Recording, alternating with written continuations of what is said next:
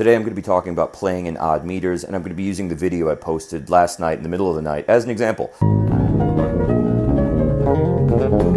That track, the original piano version, is in 11/8, and initially I couldn't really hear that. I could only hear like what the groups of notes are, and that's the first thing I would say to try to listen for, is try to feel where like the emphasis is and see if there's a pattern to those groupings. Now, where this got very challenging is not only do I not play a lot of music in 11 specifically, but also the groupings that I was hearing were changing. It wasn't the same every time, and there was a couple sections to things. So I'm going to show you what I did to unravel that. I made a chart. The composer was nice enough to put chords in his original video, so that made that part very easy. But then I went and transcribed the melody on top of it to try to see what the groups of notes actually were, and also to get pieces of the melody that I could grab in the bass line so you could hear the connection between the two.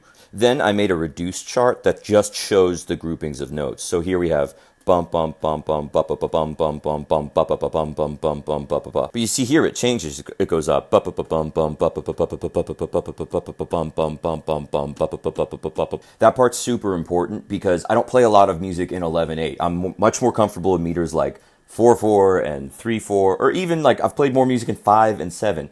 So to feel your way through this and make it intuitive, I need to have those rhythmic groupings in my head as like a clave that helps me navigate the structure of the piece. Here's a good example of why. In the first measure, we have the total 11/8 measure divided evenly in one group of 11/16 notes and another group of 11/16 notes. But here in this measure, the 11/8 measure is divided unevenly. This is 5/8 notes. And then this pattern, that adds up to 6/8 notes. So the bar is cut unevenly. And if you don't know this is coming, you're going to step in it. Also, if it wasn't obvious, this grouping system is something a lot of people do. The triangle means 3/16 notes, and then the sticks are just 8th notes. Some people will often also incorporate a square for a group of 4/16 notes. Then I just improvised along to the video a bunch, and then also I took the time to write out some ideas. There were a couple times where I tried to play something and I missed. I just screwed up the grouping. So then I sat down and actually wrote out what it would be if it worked in 11/8. And then learn to play that. That's how I develop a vocabulary in this kind of music. And if somebody was hiring me to play this like on gigs, if I was just learning their material,